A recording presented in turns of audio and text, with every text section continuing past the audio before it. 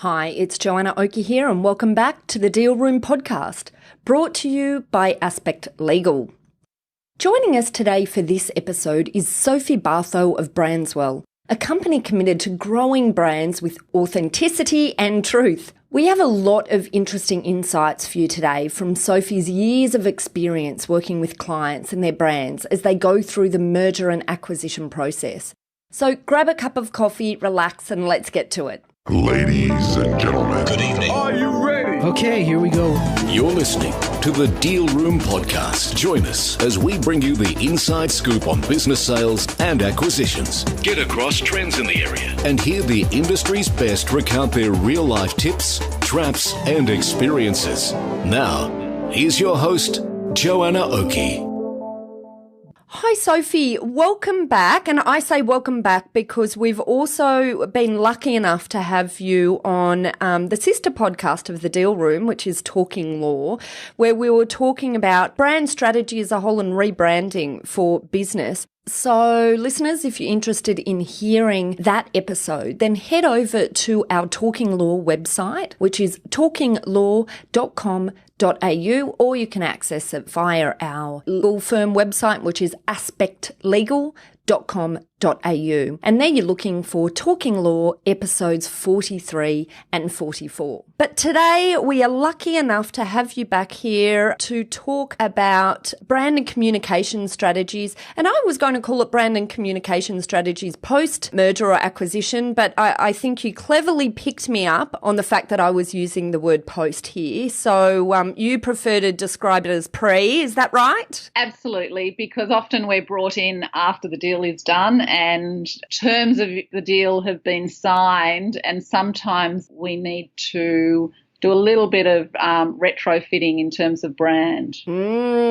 That's very interesting. And so let's maybe reverse a bit here and start right from the beginning. Maybe you can give us a really short background on how you have been involved in the past in this space and what your interaction has been with branding pre-mergers and acquisitions. So we've worked with a lot of clients through a combination of mergers and acquisitions, both large and small. One example was the coming together of 5 different transport companies, 5 state-based transport companies who came together to form a federated model and present themselves as one national brand.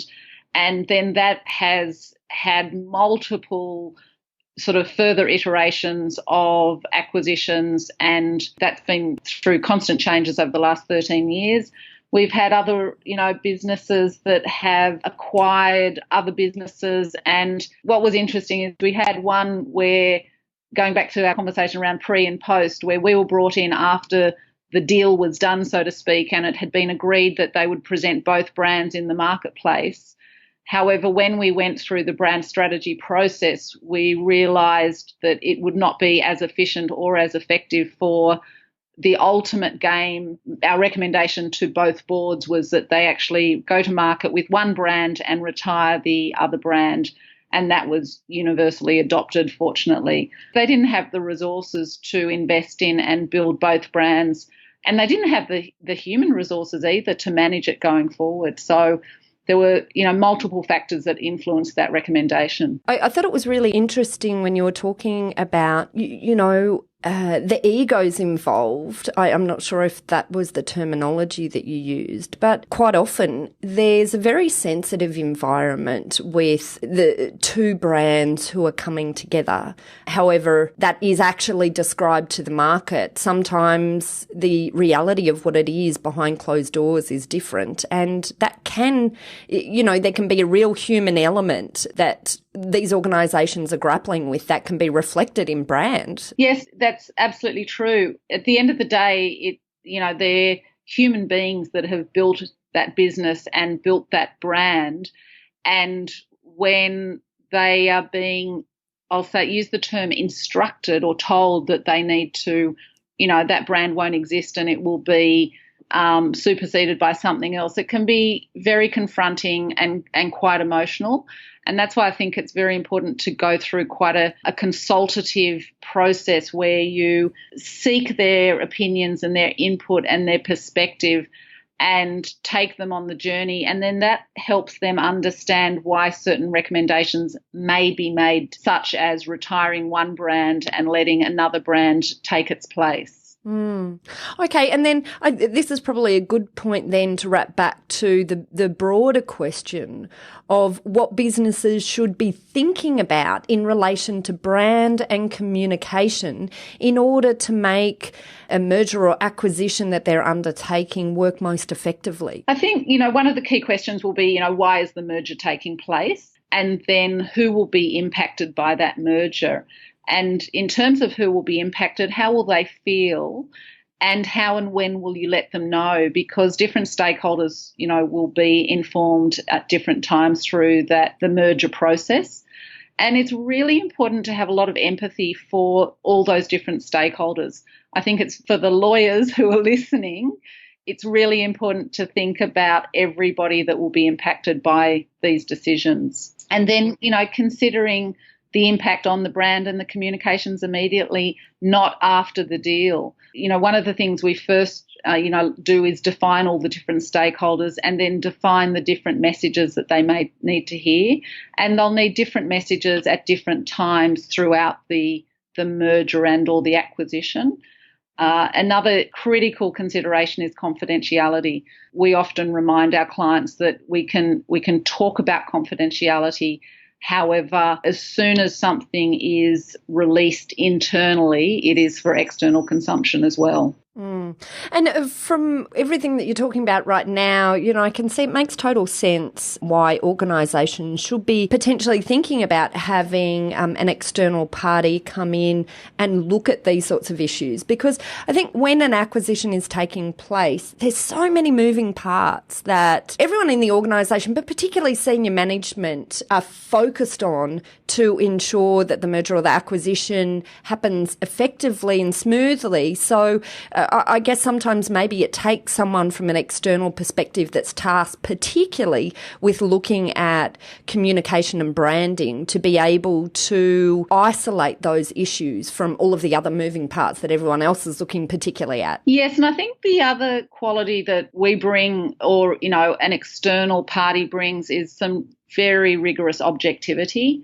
Whilst, it's easy to make assumptions and to say, oh, look, they'll be all right, they'll understand, or they'll just have to suck it up. It just won't be as successful if we, haven't been inclusive and consultative. And as I said, really had some empathy for how people are going to feel and what will be the impact on them day to day. It's interesting. I just had a podcast interview for the episode that is just before this episode that we're talking about with a guy called Dean who's at the coalface, and he deals with the integration, and he cited one of the biggest issues that he saw where problems had arisen in the actual integration relating to culture, emerging the cultures. So how does that reflect in brand choices? The way Brandswell approaches it is that through this stakeholder engagement, and it might be one-on-one interviews, it might be group workshops, it might also be surveys, we get a deep understanding of what are the core values and what are the cultures within the organisation. Then where are they complementary, or where there might be some, quite jarring misfit.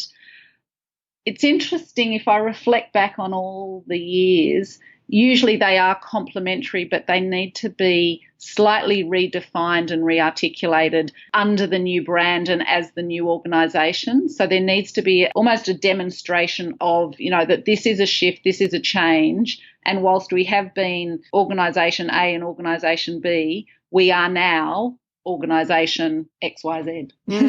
Yeah, right.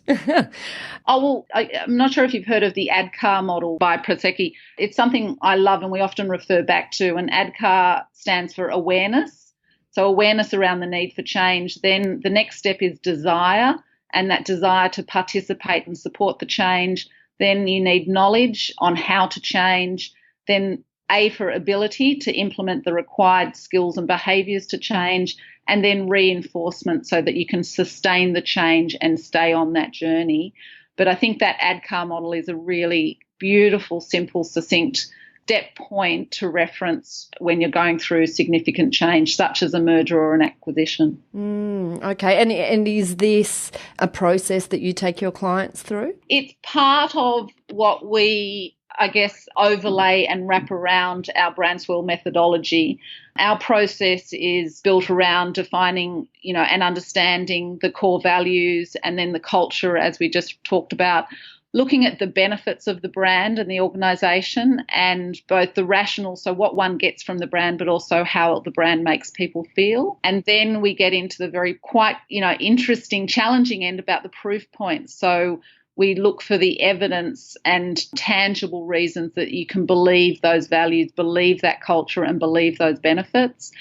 And then we look to define the value proposition and then the brand essence. And the brand essence is where we get into the sort of heart and soul of an organisation and why it exists and why do people come to work every day and, invest their lives in this organisation. Wow. It sounds very deep. I'd never before realised that the development of brand and brand strategy would go so deep. It is, and we've had clients on occasion say that our work has been like therapy for them. Yeah, and, I can hear it. But I think for us, what we find validating and important is then the longevity of those brands. So we've had brands that we have taken through mergers and acquisitions 13 years ago, and they are still standing the test of time. Well, there you go. The proof is in the pudding. Yes.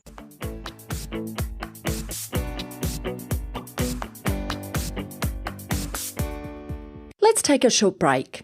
When we get back, Sophie takes us through some common mistakes that businesses make in brand strategy. And then on the flip side, we'll also discuss success stories where branding was done well. And finally, we'll close this episode out with some helpful tips for brand and communication pre-transaction.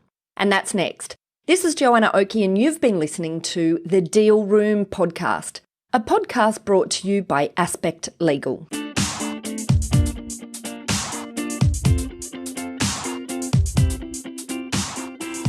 Aspect Legal has a number of great services that help businesses prepare for a sale or acquisition, to help them prepare in advance and to get transaction ready.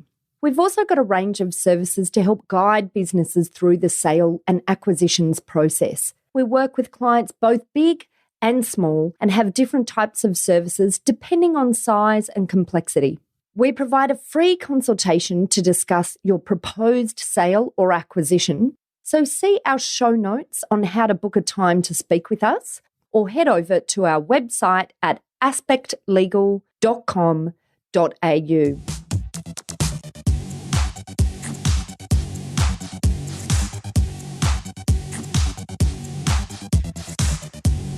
If you're interested in hearing smart legal tips for business, the Deal Room's sister podcast, Talking Law, is perfect for you. These two podcasts are now among the top legal podcasts in Australia.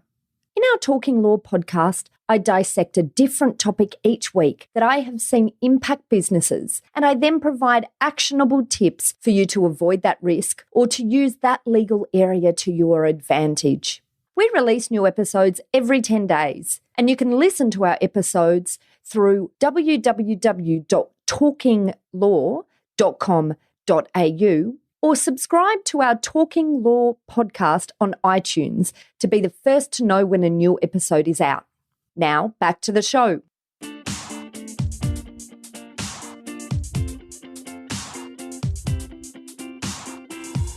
Welcome back. Earlier, Sophie talked to us about the importance of brand strategy in mergers and acquisitions. She also identified key questions that businesses ought to start thinking about in order to make a merger or acquisition work most effectively. Let's keep the conversation going and dive into the common branding mistakes that businesses make.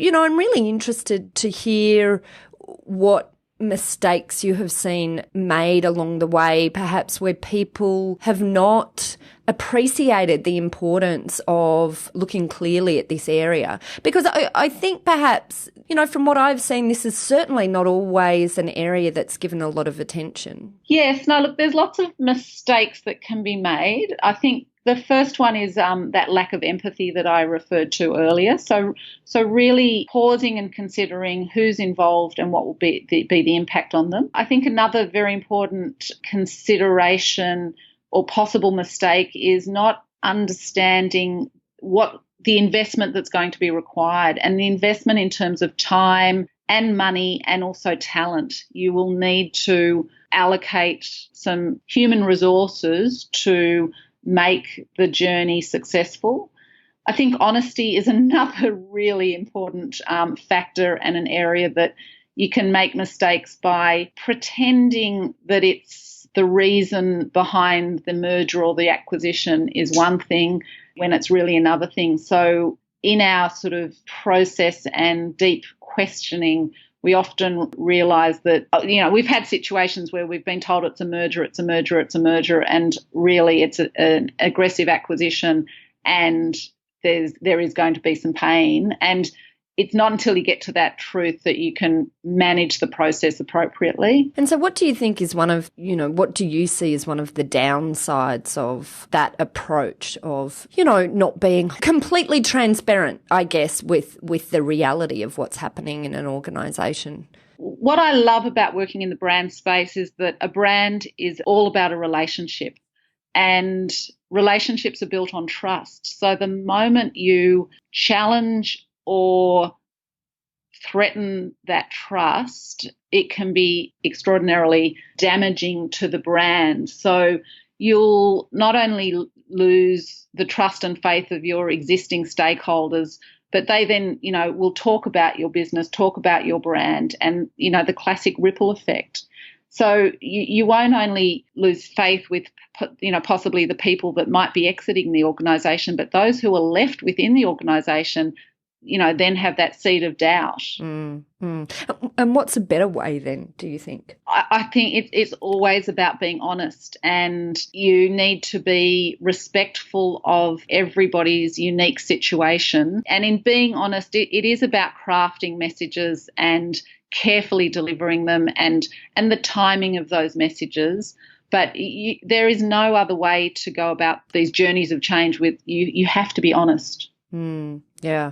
Oh, look, I completely agree with that. I completely agree with your philosophies there. But it's interesting because I think the difficulty sometimes for organisations in working out how to communicate that sometimes prevents their honesty. Yes, and I think that sometimes by being honest, it might be a short-term pain for a long-term gain. So you might need to deliver some very hard realities to people, but you ultimately, you know, you don't leave them second guessing. You give them the resources for them to move forward as opposed to be left wondering and with that seed of doubt. And sometimes that's also the issue that can be caused by part information, I think, as well, you know, where part information creates uncertainty for people without providing them with any sort of guidelines as to what the end result is going to look like. Yes. We always say if you don't tell them, they'll make it up. So that's where you need to be in full control of the messaging and the communications at every step point. I have seen some organisations, you know, organisations can deal with this in a range of different ways. And of course, sometimes it depends on the size of the organisation as well. But it seems to me where staff are brought along on the journey a long time before the journey even properly starts is where you often see perhaps the most success in alignment, where staff feel part of the process. Yes, that's certainly our position and also our methodology. It's critical to involve people, and we use the expression take them on the journey, walk with them. And that creates, you know, alignment. You build engagement. This is where you start to, you know, build that rapport and that trust that we've said is so important. Okay. All right. So we've talked about mistakes then. Maybe on the flip side, you could share with us some success stories of this done really well. What does that look like? Well, I'll use a few examples that we've got from the last few decades, actually, if I think about it. One is where we brought together 5 state-based courier companies were coming together because they'd recognised that in order to compete with the larger transport providers, they needed to demonstrate a national presence. So 5 state-based organisations coming together, and we rebranded them as Australian National Couriers. Now, that was way back in 2004. And, of course, in the last decade plus, a lot of the movement of documents has changed thanks to the internet. And this organisation then realised in 2012 that their brand, Australian National Couriers, needed to evolve yet again because the courier work was diminishing and they were doing more and more bulky goods. So they needed to communicate in their brand a very different message. What was interesting is in the stakeholder process, we found that the acronym ANC was really solid within the organisation, but also with their customers. So we adopted the acronym ANC, but we needed to articulate and explain what did ANC stand for. So with the URL ANC Delivers, that became their new brand name.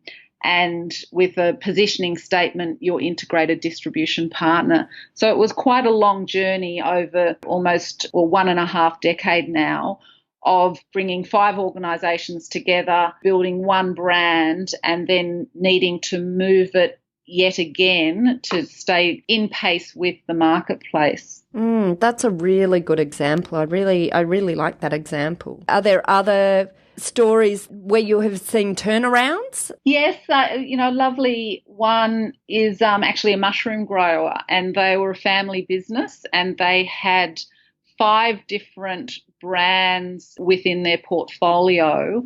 However, because of the different brands, they realised that they were less effective in competing with their major competitor, who was the market leader.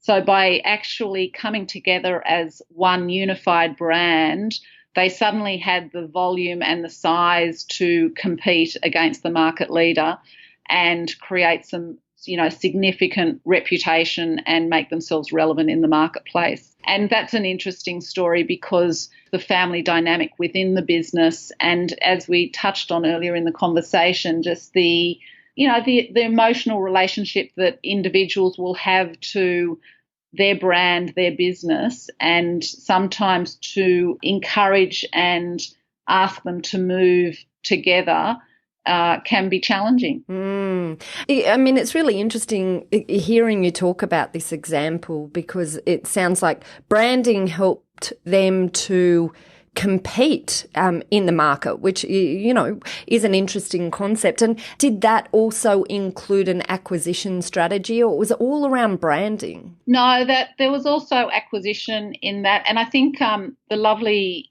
sort of example in that is sometimes you're actually creating internal competitors. So you're competing against what should be an ally, and by coming together and recognising that we're actually one business with one ambition, you can create a lot more power and efficiencies. That's the other big factor, is the efficiencies gained. Some of these examples that you've been talking about sound like larger organisations. Is this only applicable to large organisations or large acquisition transactions? No, look, the same applies for very small organisations and even startups. I think by really clearly defining and understanding the brand before you start investing in your, ongoing marketing and communications is critical. We've got examples of a locally based accounting firm who had national ambitions. They then did go through an acquisition, and through that journey we needed to reposition them, and in acknowledging that, we rebranded we renamed them and rebranded them, and 13 years on, that brand still is as strong as ever, and they have well and truly realised those national ambitions.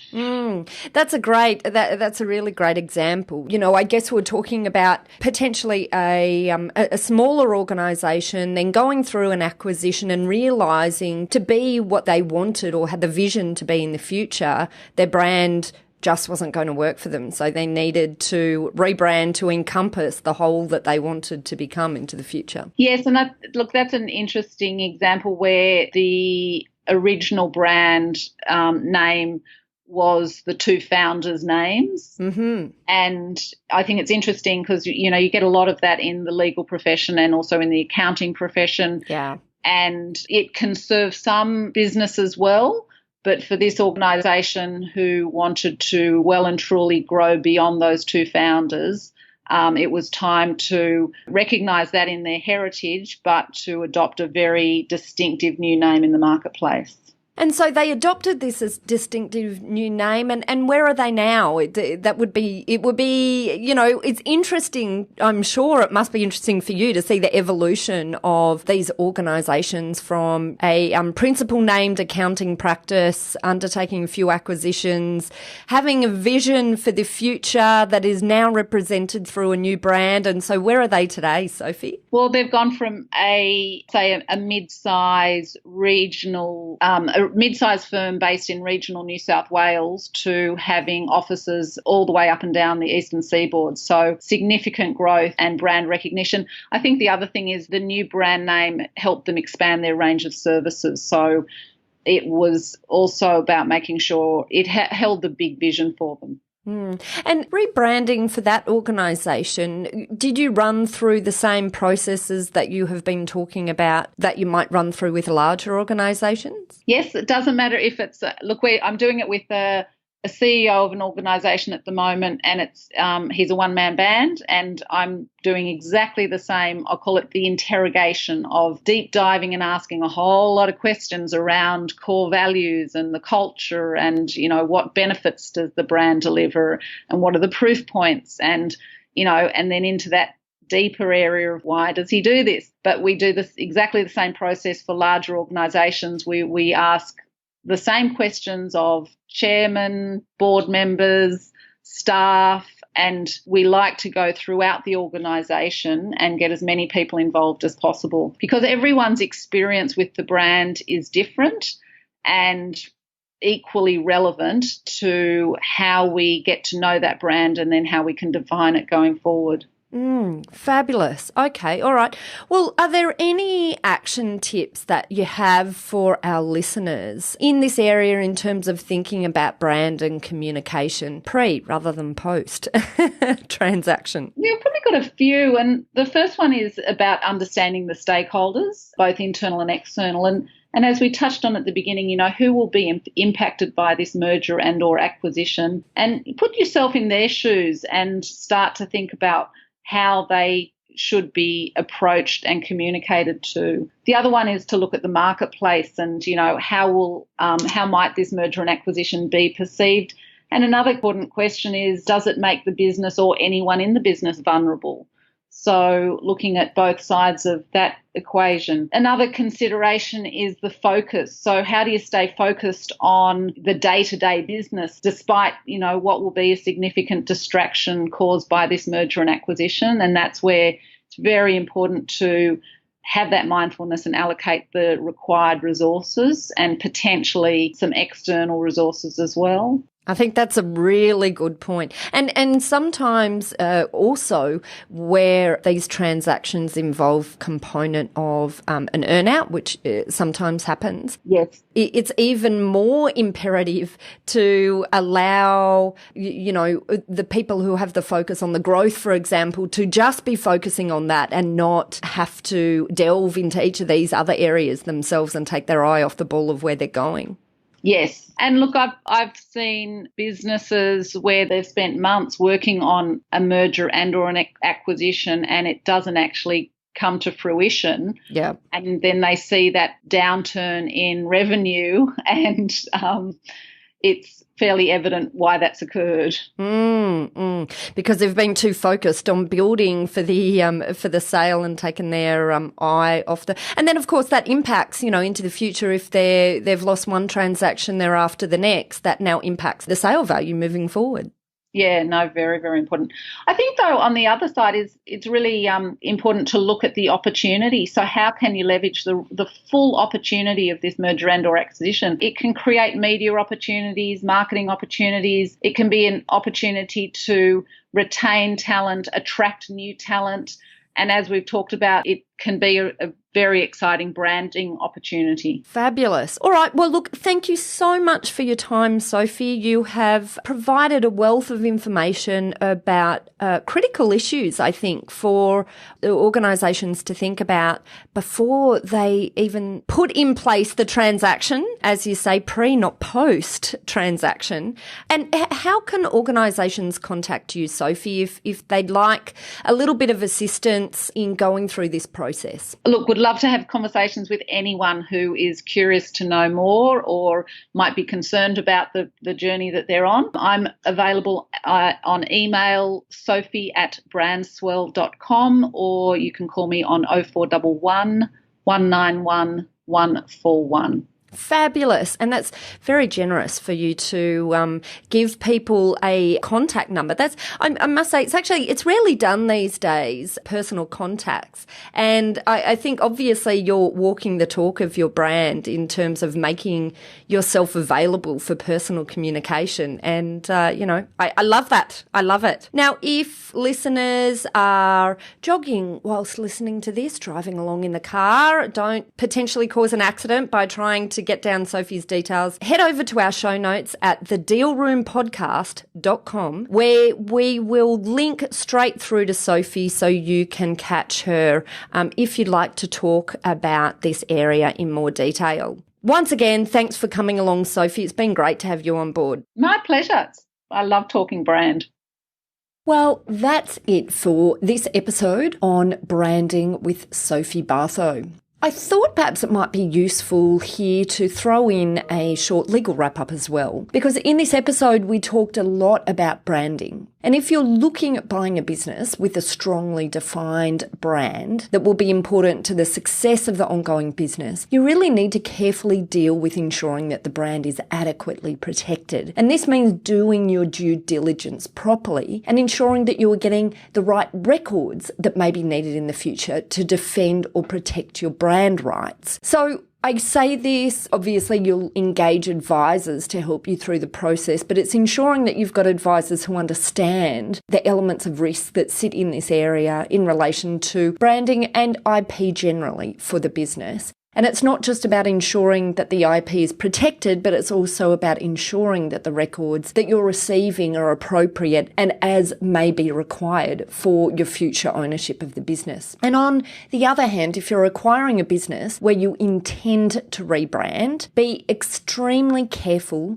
of the process that you adopt. We've had so many examples in our legal practice, Aspect Legal, of clients engaging in the creative process without engaging legal at the same time, which in the most part ends up with wasting money on creatives for brands that hold ongoing legal risk or that simply can't be protected. And one of the issues is that if you can't protect a brand, then effectively you're saying that you can't really protect the amount of money that you're putting into your marketing spend and your branding spend as you start to get consumer association with the brand that you're adopting. So brand protection is an important way for you to protect that money that you're investing. This is really one place where engaging with legal early will almost definitely save you time and money. Well, look, that's it for this episode. If you'd like more information about this topic, head over to our website at thedealroompodcast.com, where you'll be able to download a transcript of this podcast episode if you'd like to read it in more detail. You'll also find details there of how to contact Sophie Bartho